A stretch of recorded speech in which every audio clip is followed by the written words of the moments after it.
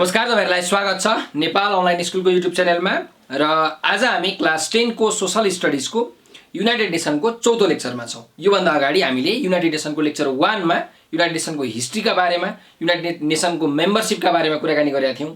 Lecture 2 मा United nation को lecture 2 मा हामीले युनाइटेड नेसन का विभिन्न अर्गन्सहरु, मेन इम्पोर्टेन्ट अर्गन्सहरुको बारेमा कुराकानी गरेका थियौं, जुनबाट तपाईहरुलाई क्वेशन्सहरु आइराखेका छ। त्यसै गरी युनाइटेड नेसन लेक्चर 3 मा हामीले युनाइटेड नेसन्स का स्पेशलाइज्ड एजेन्सीहरु यानी कि विशिष्टीकृत संस्थाहरुको बारेमा कुराकानी गरेका थियौं र आज चाहिँ हामी युनाइटेड नेसन को चौथो लेक्चरमा युनाइटेड नेसन का विभिन्न फन्ड्सहरु र प्रोग्राम्सहरुको बारेमा कुराकानी छलफल गर्ने छौं। सो यहाँ विभिन्न मैले अर्गनाइजेसन्सहरुको नाम लेखेका छु। यी अर्गनाइजेसन्सहरु सबै एउटा इन्डिपेन्डेन्ट अर्गनाइजेसन्सहरु हुन्। यिनीहरुमा पनि आफ्नै प्रकारको युनाइटेड नेसन जस्तै विभिन्न अर्गन्सहरु हुन्छन्। यिनीहरुले पनि आफै स्वतन्त्र रूपमा काम गर्छन्, तर यिनीहरुले युएन सँग कोअर्डिनेसन गरेर युएन को जुन मोटिभ छ त्यो मोटिभलाई पूरा गर्नको लागि यिनीहरु अगाडि बढ्छन्। जस्तो हाम्रो छ युएनडीपी, युएनईपी, हाम्रो यो युनिसेफ तपाईले धेरै सुन्नु भएको छ। यस्ता कुराहरु छन्। हेरौ के कस्ता अर्गनाइजेसनहरु रहेछन् त। पहिलोमा मैले गए united nation development programme. Main important तपाईले युएनडीपी, युएनईपी अनि त्यस्तै गरिकन युनिसेफ, यी चाहिँ तीन मेन इम्पोर्टेन्ट भए। याद गर्नु है। सो हेरौ UNDP, united nation development programme full form कहिले एस्टाब्लिश भयो 1965 नोभेम्बर 2280 मा, जहाँ यसको हेडक्वार्टर युएसए को न्यूयर्कमा छ। र यसले के काम गर्छ त युएनडीपी ले? नामैबाट काफी छ है। डेभलपमेन्ट प्रोग्राम यानी कि विकास सम्बन्धीका कामहरु यसले गर्दछ। कुनै पनि देशलाई अगाडि बढाउनको लागि त्यो देशलाई विकास गर्नुपर्ने हुन्छ, चाहे त्यो जुनसुकै क्षेत्रमा होस्। इन्फ्रास्ट्रक्चरको रोडको क्षेत्र, रोड बनाएर हुन्छ कि अथवा ब्रिजेसहरु बनाएर हुन्छ कि अथवा बैंक्सहरु धेरै खोलेर हुन्छ कि के गरेर हुन्छ, विकास गर्नु पर्यो। सो हाम्रो युएनडीपी ले चाहिँ कुनै पनि देशको सस्टेनेबल डेभलपमेन्ट कसरी गर्न सकिन्छ हो त्यसमा विशेष तरिकाले फोकस गर्ने गर्दछ। र कुनै पनि डिजास्टर गइहाल्यो भने डिजास्टर पछि सोच्नुस् न हाम्रो धराहरा भत्क्यो, फेरि बनाउनु पर्यो नि त। हो यस्तो काममा युएनडीपी ले धेरै हामीलाई सहयोग गरेको हुन्छ, धेरै सहयोग गर्छ डिजास्टरबाट ओभरकम हुनको लागि। मैले त्यही भएर लेख्दिएको छु फोकस अन सस्टेनेबल डेभलपमेन्ट। त्यसै गरी पोभर्टी रिडक्सन, पोभर्टीलाई हटाउनको लागि पनि यसले, किनकि विकास भएपछि त गरिबी हट्छ नि त। त्यही भएर अर्को support economic and social development of the developing countries, विभिन्न विकासशील भनेको विकास हुँदै गरेका देशहरूलाई चाहिँ यसले सहायता प्रदान गर्छ। उसलाई चाहिएको कुराहरू यसले प्रोभाइड गर्न सक्छ। त्यसै गरिकन help in the development of communication technology, यानी कि कम्युनिकेसनमा टेक्नोलोजीको प्रयोग अझै बढाउनको लागि, विकास गर्नको लागि यसले हेल्प गर्छ भने address the effect of disaster and how to overcome it. अर्को जाउँ नेक्स्टमा United Nation International Children Emergency Fund, UNICEF. यसले दुई चोटि नोबेल प्राइज पनि पाएको छ। हाम्रो 1946 डिसेम्बर 1 मा यो युनिसेफ को इस्टाब्लिशमेन्ट भयो भने यसको हेडक्वार्टर पनि कहाँ छ त युएसए को न्यूयर्कमै, सेम ठाउँमा छ यिनीहरुको हेडक्वार्टर।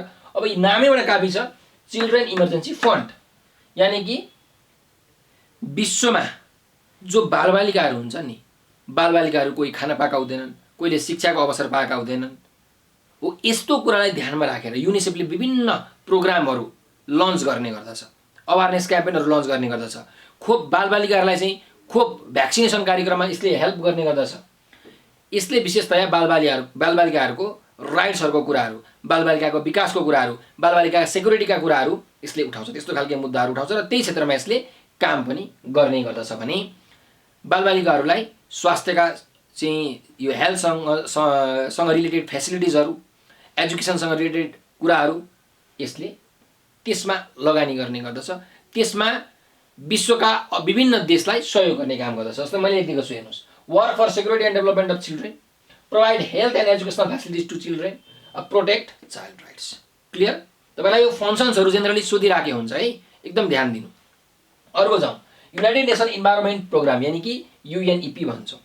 यसको इस्टाब्लिशमेन्ट 1972 मा भयो, जसको हेडक्वार्टर केनियाको नाइरोबी, केनियाको क्यापिटल सिटी नाइरोबीमा रहेको छ। अब यसले के गर्छ त युएनईपी ले भन्दाखेरि वातावरणलाई कसरी संरक्षण गर्ने, वातावरणलाई संरक्षण गर्ने यसको प्रमुख ध्यान हो।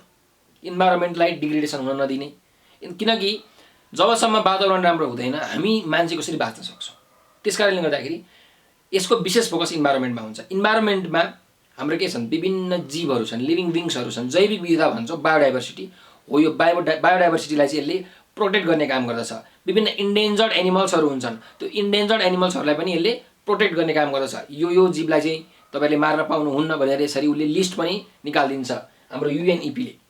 त्यसै गरी acts as facilitator for wise use of environment for safer livelihood, यानि कि वातावरणलाई कसरी राम्रो बनाउन सकिन्छ त्यसका विषयमा यसले एकदम धेरै ध्यान दिन्छ। त्यस्ता कार्यक्रमहरू यसले लन्च गर्ने गर्दछ है त।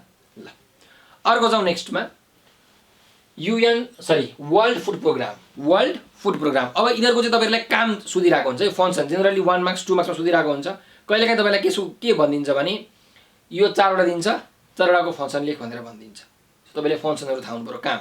अब यहाँ जाउँ वर्ल्ड फुड प्रोग्राम WFP। अब यसले के गर्छ त भन्दाखेरि नामै छ फुड भनेपछि यसले विभिन्न देशहरूमा खाना पुर्याउने काम गर्दो रहेछ, खानाको सुविधा दिने काम गर्दो रहेछ, भोकमरीलाई हटाउने यसले काम गर्दो रहेछ, कुपोषणलाई यानि कि मालन्युट्रिसनलाई हटाउने यसले काम गर्दो रहेछ, विभिन्न फुडसँग सम्बन्धित कामहरू जस्तो eradicate hunger and malnutrition, launch humanitarian activities. Clear. अर्को जाउँ UN high commissioner for refugees. Refugees भनेको के हो बुझ्नुहुन्छ तपाईँहरूले?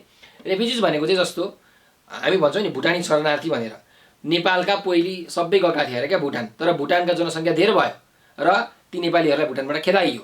अब तिनीहरू कहाँ गएर बस्ने? नेपाल आयो नि, हो यस्तोलाई भनिन्छ रेफ्युजिज। त UN हाई कमिसनर फर रेफ्युजिजले के गर्छ त? यो अर्गनाइजेसनले रेफ्युजिजहरूलाई चाहिँ प्रोपर सेल्टर प्रोभाइड गर्ने, उनीहरूलाई आफ्नो घर फर्काउने अथवा उनीहरूलाई केही सेवा सुविधा दिनु पर्यो भने त्यो दिने। लेखेको छु मैले, protect refugees world wide, facilitate resettlement or returning home to the refugees. Clear. अर्को जाउँ UN वुमेन भन्छ, यो युनाइटेड नेसन वुमेन महिलासँग सम्बन्धित एउटा यो संस्था हो जसले ह्युमन राइट्सहरूको बारेमा कुराकानी उठाउने गर्दछ।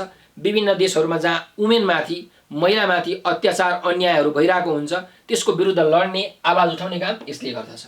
त्यसै गरिकन महिलाहरूलाई अलिक पिछडिएको वर्ग, अब विभिन्न देशहरूमा महिला अगाडि छन् तर नेपाल जस्तो देशमा चाहिँ कस्तो छ भने महिलाहरू अलिक पछि परेका छन्। त्यस कारणले गर्दाखेरि महिलाहरूलाई पनि विभिन्न क्षेत्रमा जस्तो सरकारी क्षेत्रमा अहिले त कोटा सिस्टम पनि छ हैन, समावेशी सिद्धान्त भनेर हामी भन्छौँ।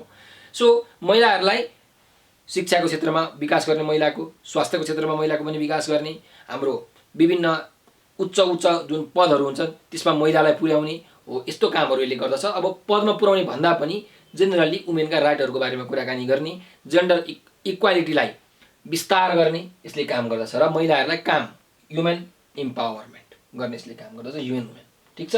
अर्को जाउँ युनाइटेड नेसन पपुलेसन फन्ड।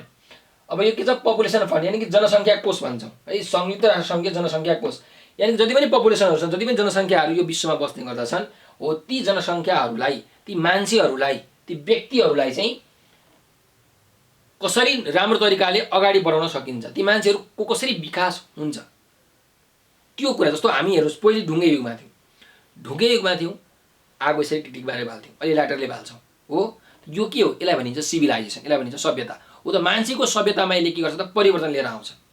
मान्छेको जीवनस्तरलाई, जीवनलाई, लाइफलाई कसरी सजिलो बनाउने, कसरी इजी बनाउने काममा यसले फोकस गर्ने गर्दछ। ठिक छ। Expand the possibilities for people to lead healthy and productive lifes. अर्को जाउँ next, UN office on drugs and crime UNODC, यानि कि ड्रग्स र क्राइमसँग चाहिँ लड्ने रहेछ हो। अब यसको फङ्सन के हो यहीँबाट थाहा हुन्छ कि यसले के गर्छ भने आफ्ना मेम्बर, अब यो जुन अर्गनाइजेसनका मेम्बरहरू जो छन् ती मेम्बर कन्ट्रिजहरूबाट ड्रगलाई हटाउने, इराडिकेट गर्ने, ड्रग एडिक्सनलाई हटाउने काम गर्दछ। अब जस्तो एउटा देशबाट अफिम बन्छ, गाँजा बन्छ अथवा केही बन्छ, अर्को देशमा लगेर आन्तरिक रूपमा बिक्री वितरण गरिरहेका हुन्छ। कालो तरिकाले भन्छौँ नि, कालो धन भनेर भन्छ नि, त्यही भएर होइन, मतलब वैधानिक, यो वैधानिक त हुँदैन, कानुनी त हुँदैन, लिगल त हुँदैन, इलिगल तरिकाले हो यस्तो कुरालाई रोक्ने, ड्रग चाहिँ एडिक्सनलाई हटाउने, ड्रग एडिक्सन सम्बन्धीका विभिन्न अवेरनेस क्याम्पेनहरू लन्च गर्ने। त्यसै गरी यहाँ क्राइम पनि छ, अपराधहरूलाई न्यूनीकरण गर्ने, अपराधहरूलाई हटाउने, टेरोरिज्म आतङ्कवादलाई हटाउने हो यसले काम गर्दछ। Helps member states to fight drug addiction. अर्को eradicate crime and terrorism from the world. Clear. अर्को नेक्स्टमा जाउँ, UN conference on trade and development. अब यो ट्रेड एन्ड डेभलपमेन्ट छ, व्यापार र विकाससँग सम्बन्धित, यसलाई अनक्याट पनि भन्छ नि, UNCTAD फुल फर्म यसको UN conference on trade and development भइहाल्यो। अब यसले के गर्छ त भन्दाखेरि यसले चाहिँ विभिन्न इन्टरनेसनल, अन्तर्राष्ट्रिय क्षेत्रमा, इन्टरनेसनल सेक्टरमा व्यापार भइरहेको हुन्छ, एउटा देशले अर्को देशसँग व्यापार हो, त व्यापारलाई एक्सपान्ड गर्ने यसको मेन काम, प्रमोट्स इन्टरनेसनल ट्रेड। जसको कारणले गर्दाखेरि के हुन्छ, नेपालको सामान हामीले कहाँ गएर बेच्न पाउँछौँ? चाइनामा बेच्न पाउँछौ, चाइनाको सामान अमेरिकामा बेच्न पाइन्छ, अमेरिका सामान रसियामा बेच्न पाइन्छ। हो, यसको कारणले गर्दाखेरि के हुन्छ, मान्छेहरूले धेरै सेवा सुविधाहरू पाउँछन्। त्यस कारणले गर्दाखेरि deals with the development issues, promotes international trade. यसको फङ्सन्सहरू, यसको इम्पोर्टेन्सहरू, यसको एक्टिभिटिजहरू सबै यही हो है। नेक्स्टमा जाउँ। अर्को हाम्रो फन्ड्स एन्ड प्रोग्राम्समा UN human settlement programme, UNHSP भनेर भन्छौँ। यसलाई सर्टकटमा UN हेबिट्याट भनेर पनि भन्छ है त, UN हेबिट्याट। अब यसले के गर्छ त, विश्वमा विभिन्न चाहिँ मान्छेहरू हुन्छन् जसको चाहिँ घर हुँदैन, शरणार्थी रेफ्युजिजहरूको पनि हुँदैन, तर अरूको पनि हुँदैन। हो, त्यस्ता आदिवासीहरू, त्यस्ता मान्छेहरूलाई चाहिँ एउटा सही ठाउँमा, किनकि उनीहरूको त राइट हो नि त, घाँस बाँस कपास, हामी नैसर्गिक अधिकार भन्छौँ होइन, घाँस बाँस र लुगा लाउने कपास त चाहियो। हो, त्यही भएर यसले चाहिँ हाम्रो बाँसको यसले ध्यान राख्दछ। मान्छेहरूलाई जसको घर छैन, घरबार बिहिन्छ, उनीहरूलाई घर प्रोभाइड गर्ने यसले काम गर्दछ भने राम्रो राम्रो बस्तीहरू बसाएर, ह्युमन सेटलमेन्टहरू एकदम राम्रो राम्रो बनाएर त्यहाँ मान्छेहरूलाई राख्ने काम गर्दछ। यसकै अन्डरमा विभिन्न अरू सानोतिनो विभागहरूले चाहिँ कामकाज अगाडि बढाउने गर्दछ। ठिक छ, नेक्स्टमा जाउँ। UN programme on HIV/AIDS। अब नामबाट थाहा भइसक्यो, हेर्नुहोस्, यसलाई UN/AIDS भनेर भनिन्छ। यसले के गर्छ, HIV/AIDS लाई कन्ट्रोल गर्ने। HIV/AIDS सँग अब हामीले त अहिले लड्न सक्दैनौँ, तर HIV/AIDS लागि पनि हामी धेरै वर्षसम्म बाँच्न सक्छौँ सेफ हाइजिनको कारणले गर्दाखेरि। यदि हामीले हाइजिन बिहेभियर, राम्रो बिहेभियर देखायौँ, हाम्रो सेल्फ हाइजिन एकदम राम्रो गऱ्यौँ भने हामी धेरै वर्षसम्म बाँच्न सक्छौँ। सो यस्ता कुराहरूले सिकाउँछ। प्लस HIV/AIDS लाग्नै नदिनको लागि के कस्ता उपायहरू हुन्छ नि त, हो त उपायहरू मान्छेहरूलाई सिकाउँछ क्या। त हेर्नुहोस्, work for stopping or reversing the spread of HIV/AIDS र promotes awareness campaign on AIDS. यी चाहिँ के भन्दा UN का विभिन्न फन्ड्स र प्रोग्राम्सहरू हुन्। अब UN बाहेक अरू पनि संस्थाहरू चाहिँ रहेका छन् हाम्रो विश्वमा, जसले UN जस्तै कामहरू पनि गर्ने गर्दछन्। त्यही भएर मैले यहाँ अदर अर्गनाइजेसन्स भनेर लेखेको छु। अब यहाँ हाम्रो हेर्नुहोस्, वर्ल्ड ट्रेड अर्गनाइजेसन छ, WTO, वर्ल्ड ट्रेड अर्गनाइजेसन। यो वर्ल्ड ट्रेड अर्गनाइजेसन खासमा सुरुमा GATT भनिन्थ्यो, GATT, general agreement on tariffs and trade भनेर भनिन्थ्यो, र पछि 1995 जनवरी 1 मा यसको नाम WTO, वर्ल्ड ट्रेड अर्गनाइजेसन लगाएर राखियो। यसको हेडक्वार्टर स्विजरल्यान्डको जेनेभामा छ भने नेपालले यसको मेम्बरसिप 2004 AD मा लिएको। तपाईँले सुन्नुभएको होला नि, ओसामा बिन लादेनले यो वर्ल्ड ट्रेड अर्गनाइजेसनको टावर पड्काइदियो अमेरिकाको भनेर। यस, पड्काइदिएका हुन् है। अब यसले काम के गर्छ, वर्ल्ड WTO ले के काम गर्दछ, यसले इन्टरनेसनल ट्रेड पोलिसीहरू बनाउने काम गर्दछ। भनेको एउटा देशले अर्को देशमा व्यापार गर्नु पर्यो भने कसरी व्यापार गर्ने, के को आधारमा व्यापार गर्ने, कति ट्याक्स हुन्छ, यस्ता कुराहरूको एउटा मिनिमम बेसिक निर्धारण यसले पोलिसीहरू बनाइने गर्दछ। International trade, investment, employment and income, यसमा यसले विशेष ध्यान गर्दछ। र अर्को, make policies to make international trade transparent, यानि कि अन्तर्राष्ट्रिय व्यापारलाई चाहिँ पारदर्शी बनाउनको लागि, ट्रान्सप्यारेन्ट बनाउनको लागि, खुल्ला होस् कि सबैले बुझुन्, त्यस्तो तरिकाले यसले के गर्छ, पोलिसी बनाउँछ। वर्ल्ड ट्रेड अर्गनाइजेसन यो विश्वको सबैभन्दा ठुलो ट्रेडिङ अर्गनाइजेसन हो। ठिक छ, अर्को जाउँ नेक्स्टमा। IAEA र हाम्रो यो CTEVT हो, लगभग यो सेम टाइपको अर्गनाइजेसन हो है।